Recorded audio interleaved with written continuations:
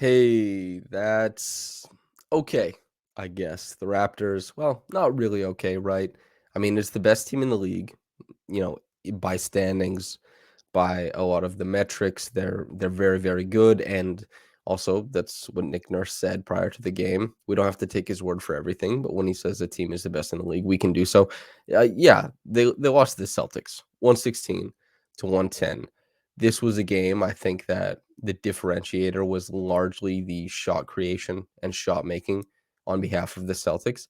Guys like Tatum, guys like Brown, being able to get to spots on the floor, rise up, and that two-headed aspect of them doing that was a super big deal. Whereas Pascal Siakam was more lonesome in his creation on the other side. This is the Raptors Reaction Podcast.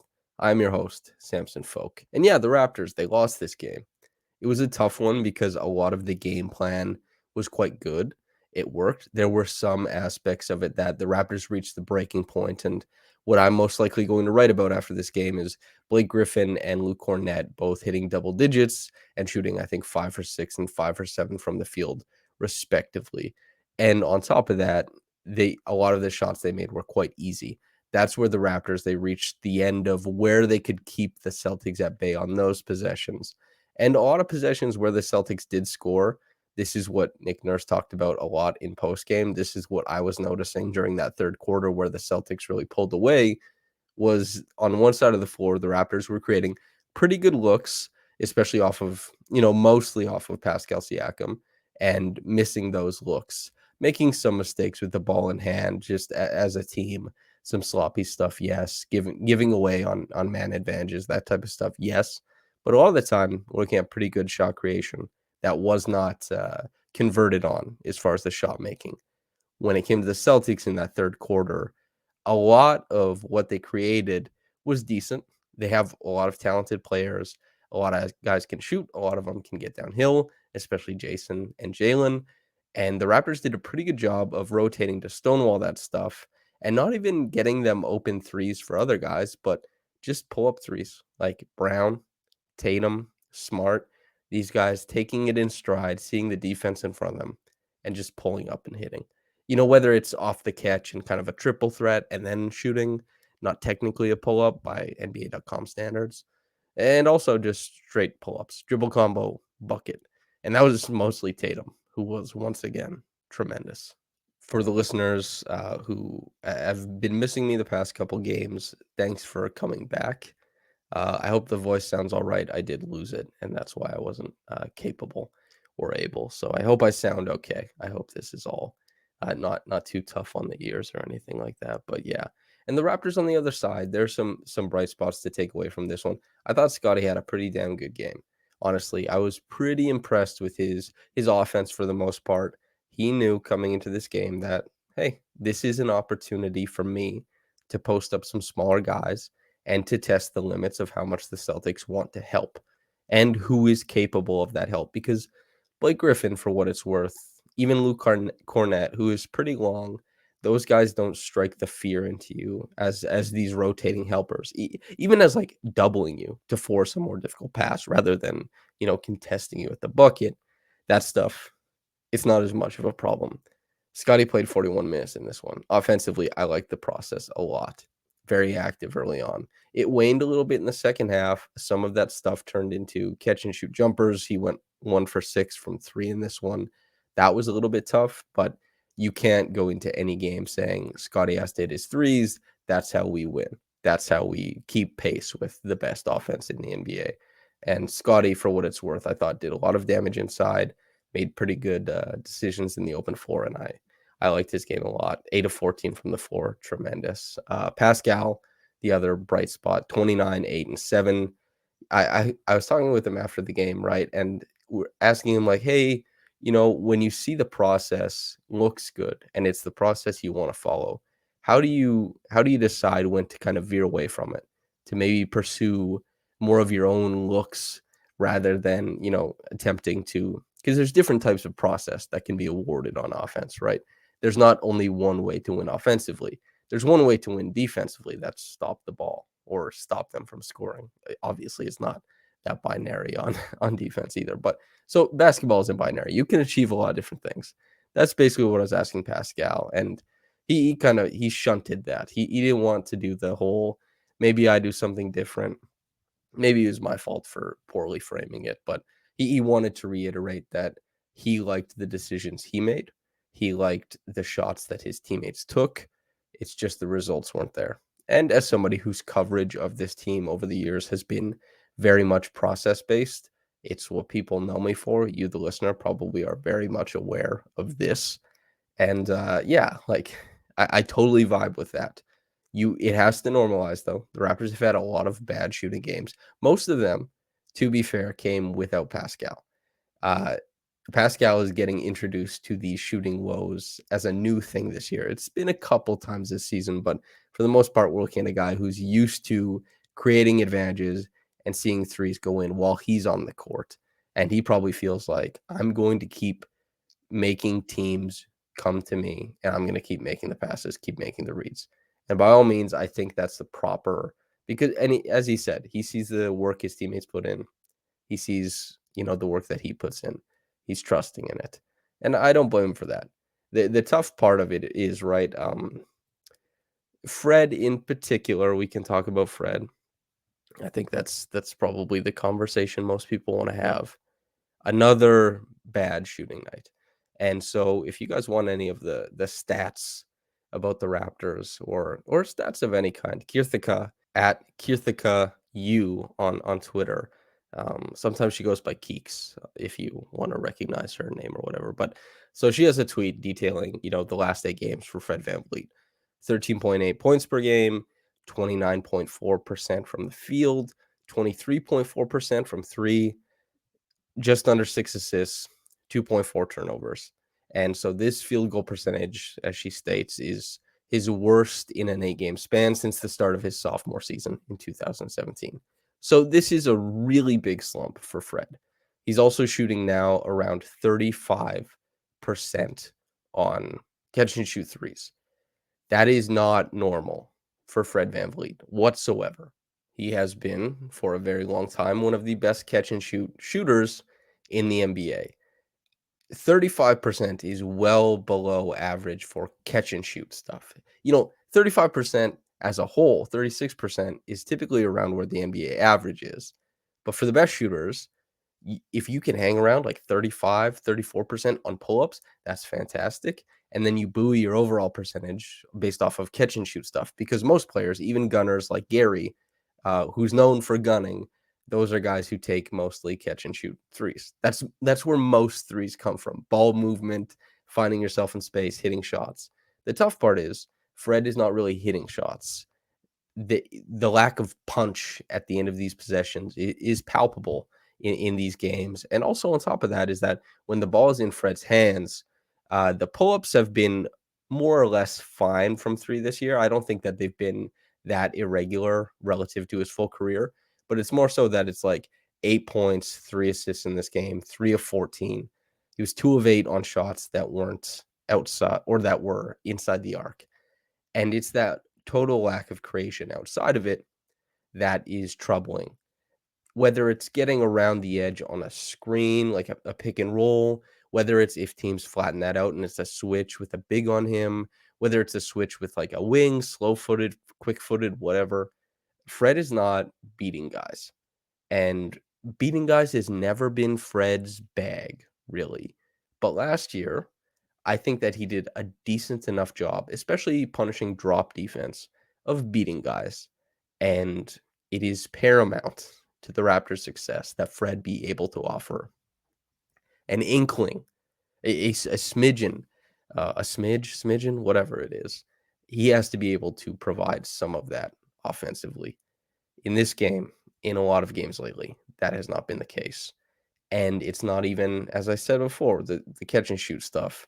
It's not even that you can buoy his overall stuff by being a heat pump off the catch, being, Klay Thompson, who's been hit with a hammer and squashed down to normal size or anything like that. We're not seeing any of that. At the point of attack, I did like his defense tonight for what it's worth. The defense I thought was still good. I think that for many people who observe Fred's defense, you could say honestly that it's slipped. And where does it return to the level that it once was? Who knows? But it certainly isn't at the level that he established as his normal. I think that's fair to say. It's also hard to guard at the point of attack in the NBA, but Fred overall is not playing his best. In fact, he's playing some of the worst. Some aspects of his game are the worst it's been in a really long time, and certainly one of the worst stretches as one of the main guys on the Raptors. That is tough to stomach because when Pascal was out, if OG and Fred, honestly, if Fred had a good game, the Raptors won. Honestly, if you look at the splits and wins and losses, they're pretty stark. If Fred kind of plays to what's been expected of him, what he's established as his expected level of play, the Raptors win a lot of games, typically. In games such as this, 1 of 6 from 3, 3 of 14 from the floor, you know, never a big turnover guy, but only getting 3 assists out of a guy who's on ball that much, 38 minutes. That is tough. The Raptors, when we're talking about that third quarter stretch where the Raptors were struggling, Fred is part and parcel of that struggle. And his shooting talent is supposed to be where the Raptors get a lot of their value in spacing and a lot of their value when they create good shots. That if it funnels to Fred, he's supposed to be delivering high efficiency. This is what he signed up for. This is what the team signed up for, and everybody has to navigate it while that isn't the case. But no doubt it's disappointing. OG still 1 of 5 from 3 in this one. Still struggles from 3. We're waiting on that to catch up as well. Although it's a team where the guys who were hitting threes last year are not hitting threes at the same level. We'll talk about Gary, who had a good game, like objectively a good Gary game in this one. But if I can focus on OG, I thought the defense was tremendous.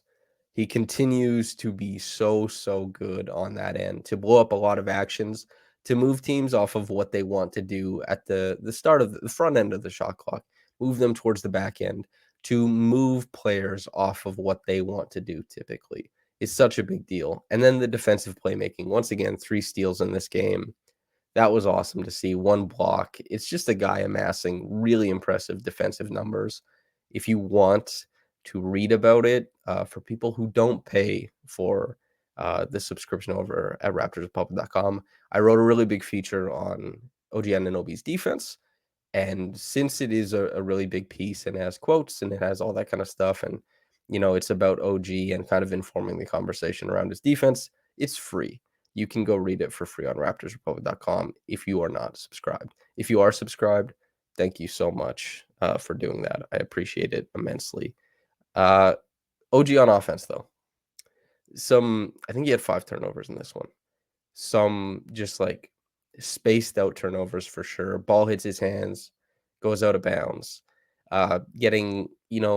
He's always been stripped a little bit more than a lot of his contemporaries who drive and put the same amount of rim pressure on the ball. Why he's not capable of protecting the ball on swipes the same way, maybe is something he's constantly working on in the gym. But it's something that comes up every once in a while. Regardless, though, the offense wasn't very good. There were some attempts coming downhill. 1 pick and roll possession that was kind of a side pick and roll where he got Jaylen Brown on his back and got in for like a push shot. I thought was awesome. It's nice that in every game you can spy some really nice things from OG offensively, but the overall package in this one was not a whole bunch of anything great. And also that's where that third quarter where the Raptors, they lost. That's where they lost the game. They could have stood to enjoy more efficient offense from OG or more robust offense from OG because during that space and time, we're looking at Pascal as kind of a guy who's just amassing these creation opportunities and returning pretty good, giving you pretty good returns on them as far as the process. But again, outcomes and all that kind of stuff. Koloko started in this game, not Gary Trent Jr. It was kind of an odd thing. I tweeted it out just so everybody knows I didn't get it wrong. The team told us this was the starting lineup. It seemed that Gary Trent had once again come back into it to replace Koloko, and then that was amended. Koloko started this game. Nick Nurse after the game said that was because They kept getting word that the Celtics were starting different lineups and all that kind of stuff. And they thought they wanted, once they learned Griffin was in the starting five, they wanted to match up Koloko with Griffin. Why? I couldn't tell you. That's not like I didn't think that Griffin dictated matchups. But then again, the guy, he had double-digit points in this game. He went, 5 for 6 from the field. He had a decent amount of rebounds and some offensive ones. So it's like, damn, 3 offensive rebounds. So maybe that was a really big sticking point, and it's just the Raptors, whether they got it right or wrong, they were right to consider it, I would say. But yeah, Koloko, there were some possessions where he was decent defensively, but offensively, we're still looking at a guy mostly who's extremely limited to just catching the ball under the basket. And then even when he's there, the finishing leaves a lot to be desired. He's working on stuff. He's a young guy. I'm excited to see how he develops into the future, but the drawbacks are clear at this point. It's okay. This is what the game is currently. Gary Trent deserves the most love off of the bench. He was the guy who made this game interesting at the end. Obviously, working off of Pascal's gravity is a big deal for Gary's game, but going 3 for 3 from downtown, having that spin on Jason Tatum in transition where he got, to a little fader, had a really great stop and pop against Grant Williams from like, I don't know, 7-8 feet. There was some creation in there where he's making very quick decisions with the ball. That is very important because Gary isn't a guy who can let the defense rest and then break them down as soon as he wants. Some guys can do that. Gary, while being a guy who can give you plus creation, especially for his own, well, almost exclusively for his own shot, he doesn't do it that way. He does it by getting space backwards, not forwards typically. And what I mean by that is he's creating, space for his jumper. He's not getting downhill to turn the defense or beat a guy. He beats a guy by shooting over him. He doesn't beat a guy by getting past them. And he's making, over this run of games where he's been quite good, he's making decisions that mean he gets past guys. He's doing a pretty good job once he is past them. Just a nice scoring game from him. And then ball pressure defensively. Uh, I wasn't left in this game wanting a lot from Gary. He's not the quickest to rotate. He's not the best. He's not the most menacing when he rotates over. He doesn't dissuade drives or anything like that, but he can't control that. He's not the same as OG or Pascal or a lot of other guys who Scottie, even though Scottie, like, he had a terrible closeout against Griffin in this game. It was crazy. Anyway, yeah, it was not good. Every once in a while, Scottie gets beat at the point of attack because he's overextended there. He plays too high, and the Raptors continue to give him those reps. And it's also, in their scheme, they're going to put guys in places that make them uncomfortable at the point of attack and then try and recover at the back end. That's their whole daggone thing, But Gary and Scottie are both limited in different ways, but I was not left wanting for effort in this one. Technique, limitations show up for everybody all the time. They have to. But as far as effort, Gary and Scottie, I was not left wanting. Same with Thad and Boucher. Thad hit 2 corner threes in this game. There's some slick passing made, got a little bit on the glass. The Raptors weren't bad in his minutes, I didn't think. Chris Boucher, 8 points, 9 boards. Grabbing rebounds, he's no business getting. 3 offensive rebounds in this one. Those extra possessions mean a lot. I mean, Thad also had 4 offensive rebounds. That's massive for the Raptors, especially in a game where they take less threes. They're clearly focusing on another aspect of the court, and they did a pretty good job of getting those guys to succeed at what they need to succeed at. Was the shot making perfect from Boucher in this one? No. He missed both his threes. He goes 3 for 6 from the field. Nothing really to write home about. But 8 and 9 as a baseline of what, he comes out and gives you, I feel pretty good about that. This game, though, short bench, only 8 guys. This moves away from what we've typically been seeing. There's been a lot of 10-guy games, even 11-guy games that the Raptors have played recently. And that wasn't the case in this one. The guys played heavy minutes. They played pretty good defense. They put the Celtics in uncomfortable positions. But basically where the game was won and lost in this one is that third quarter where shot making, and that pull up talent creates just a chasm between the Raptors and the Celtics because Pascal has pull up talent in a different form. He's going to keep the offense going, to some degree by getting into the paint, by kind of squeezing the air out of the defense with these like 14-foot faders or push shots at times. That's important. That's a really important type of creation. I I trust Pascal to make reads above like almost every other player in the NBA. He makes great reads with the basketball. But when it's him against like a very engaged Boston defense and the guys aren't hitting shots and it's just like his little dip dodge duck creation, like grinding away for buckets. And on the other side, the Celtics are cashing triples. It's too big.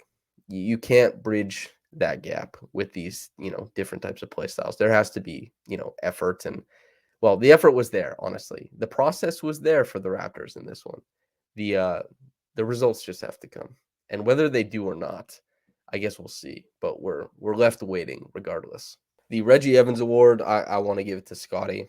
Once again, I thought the effort was there. I really thought he brought it in this one. I'm happy with Scottie's performance. He needs to stack a few of these together, as he has been doing. Uh, the game against Orlando was pretty damn good. This game, I'm not left wanting as far as anything from Scottie. There are things I want, but some of them are a little bit beyond his scope currently. So yeah, the Reggie Evans Award, I'd give it to him. So if anybody cares to pick another one, I'm not certain. Whatever you want to do. The top quick reaction comment. Ooh, here we go. LeeZ, my guy. Okay, quote. Nick cost them the game. Refusal to give Flynn or Banton minutes due to misplaced stubborn loyalty to a player who clearly is not well right now and plays Gary only 9 minutes in the first half. I mean, what the actual frick? Plays an abysmal Fred, 38 minutes? Snap the F out of it. Nurse, end quote. Okay. Do I think the Raptors win if it's Banton or Flynn? I do not. I don't think Nick cost them the game here. I do, however, think that regardless of whether they win or lose, Fred playing 38 minutes, perhaps depending on his body, playing at all is harmful. And LeeZ, you obviously believe to some degree in either Banton or Flynn, perhaps both. You have to entertain those guys, I think. That's worth saying. So we disagree on Nick costing them the game with this decision. However, I agree with you saying Gary only 9 minutes is probably a mistake in the first half. And honestly, Gary checking in quite a bit later than other players in a weird position, especially if his shot making is going to be this good. The return on investment in his minutes has been tremendous. But if you want to mine more value, you have to play more minutes. It is a little bit weird that despite him returning very good results on offense, that he's still not playing that much. And yeah, Fred, 38 minutes in a game like tonight. I think maybe he's just holding out hope that Fred flips a switch. But that's tough, man. Not everybody flips a switch. Some guys need time and not necessarily time on the floor. So yeah, we're agreed on a lot of it, LeeZ. But I couldn't tell you what's going on with Fred. There last season he was injured and he shot 34% from the field and 29% from three from the All-Star break onward last season. That's like 25 games. That's a lot. That's a lot. It's a pretty big stretch of bad play. And in the playoffs, obviously, he was limited as well. And this recent stretch from him has been tough. I don't know what's going on. The team has not given us any inkling. I think Adam, big shout out to Adam. He asked after the game, Nurse, if anything was going on with Fred, and Nick seemed to say no. Just a guy not playing his best basketball. So we'll see. Thanks for tuning in. I hope you enjoyed it. the faithful listeners, I really, really appreciate you. For everyone who messaged me to say, hey, hope you're feeling better, I appreciate that as well. Much love to y'all. If you're listening on the podcast channel, just keep doing your thing. If you're listening on YouTube, subscribe, like the video, go over to raptorsrepublic.com and subscribe. It's worth the money. I mean, I think it is. Thanks for tuning in. Whether you got into this in the morning or at night, have a blessed day and goodbye.